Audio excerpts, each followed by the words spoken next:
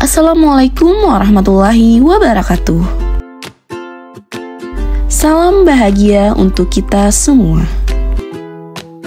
Saya Nita Yustina, calon guru penggerak Angkatan 10 Kabupaten Hulu Sungai Tengah. Pada kesempatan kali ini, saya akan memaparkan kesimpulan dan refleksi pemikiran Ki Hajar Dewantara Modul 1.1 Koneksi Antar Materi. Ki Hajar Dewantara membedakan kata pendidikan dan pengajaran dalam memahami arti dan tujuan pendidikan. Menurut Ki Hajar Dewantara, pengajaran adalah bagian dari pendidikan. Pengajaran merupakan proses pendidikan dalam memberi ilmu atau berfaedah untuk kecakapan hidup anak sesuai lahir dan batin. Sedangkan pendidikan memberi tuntunan terhadap segala kekuatan kodrat yang dimiliki anak agar ia mampu mencapai keselamatan dan kebahagiaan yang setinggi-tingginya, baik sebagai seorang manusia maupun sebagai anggota masyarakat. Pendidikan harus memperhatikan kodrat zaman dan kodrat alam. Artinya, pembelajaran yang mengarahkan pembentukan karakter siswa yang mempunyai sifat bertanggung jawab, jujur, dan disiplin, serta mempunyai keterampilan yang sesuai zaman mereka.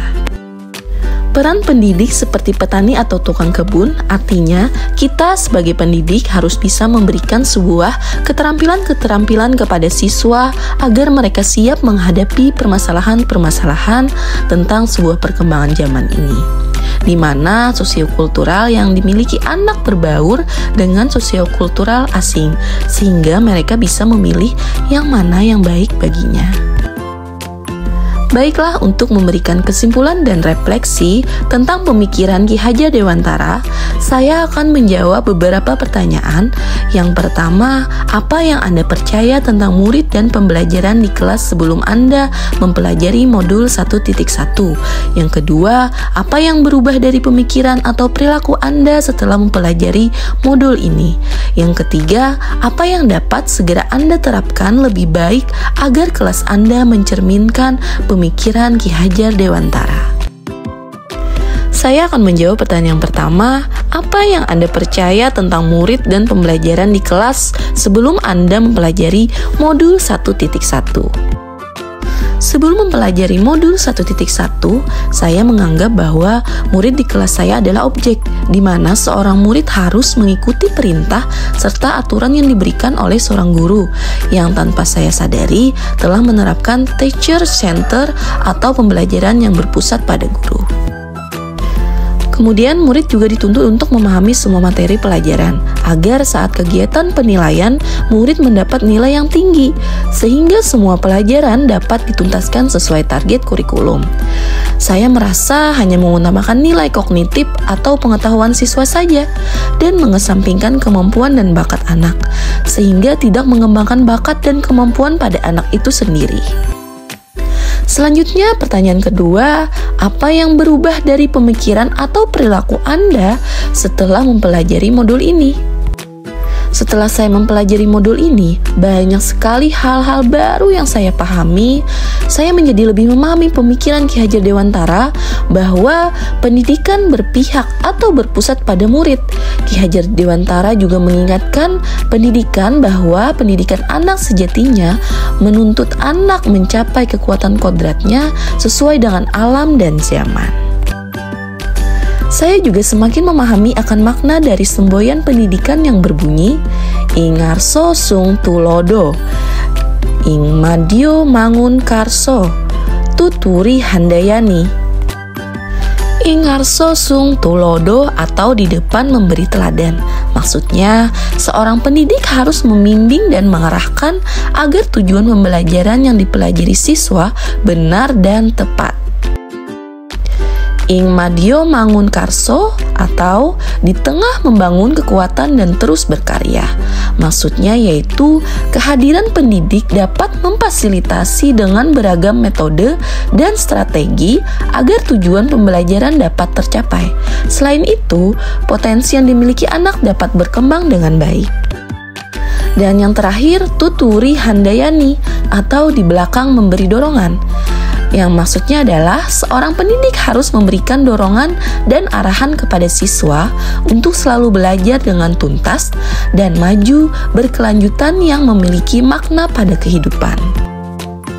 Kemudian setelah saya mempelajari modul 1.1, saya berpikir dan saya sadar bahwa apa yang selama ini saya lakukan atau saya pikirkan ternyata keliru, bahkan bisa dibilang salah. Karena kesalahan itu sehingga saya harus segera berubah untuk memperbaikinya. Perubahan yang saya lakukan diantaranya adalah: pertama, melaksanakan pembelajaran yang berorientasi dan berpusat pada siswa sesuai dengan kodrat keadaan. Kedua, siswa bukan lagi menjadi objek pendidikan, melainkan harus menjadi subjek pendidikan. Yang ketiga, mewujudkan suasana belajar yang interaktif, bermakna, mendalam, dan si anak merasa menemukan dunia belajarnya di situ. Untuk pertanyaan terakhir, apa yang dapat segera Anda terapkan lebih baik agar kelas Anda mencerminkan pemikiran Ki Hajar Dewantara? Untuk menciptakan kelas yang sesuai dan mencerminkan pemikiran Ki Hajar Dewantara, langkah awal saya adalah: pertama, berusaha sebaik mungkin dengan sadar dan tulus menjadi teladan berbudi pekerti yang baik bagi siswa-siswa saya. Kedua, melaksanakan diagnosis awal dengan menggunakan tolak ukur asesmen awal untuk mengidentifikasi atau mengetahui karakteristik, kondisi kompetensi, kekuatan, kelemahan model belajar peserta didik saya. Ketiga, melaksanakan pendidikan yang berpusat pada siswa. Dan yang keempat, memposisikan diri saya sebagai penuntun dan bukan sebagai pusat pembelajaran dengan konsep merdeka belajar. Kemudian saya juga akan menerapkan yang pertama, mengajak murid dalam membuat kesepakatan kelas sehingga guru tidak dominan dalam memberikan aturan kelas. Kemudian memberikan ruang waktu kepada murid agar bisa mengekspresikan dirinya dan menciptakan suasana kelas menjadi lebih menyenangkan.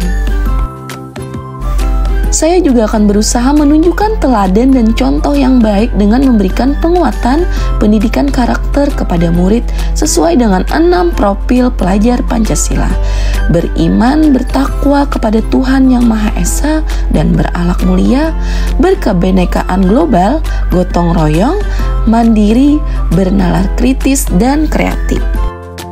Baiklah, harapan kedepannya saya sebagai guru dan murid saya semoga dapat berkolaborasi untuk menciptakan kedalaman seperti rasa takjub dan kasmaran, spiritual, intelektual, dan sosial untuk mencapai keselamatan dan kebahagiaan sebagai manusia, sebagaimana dalam pengembangan modul 1.1. Terima kasih dan salam guru penggerak.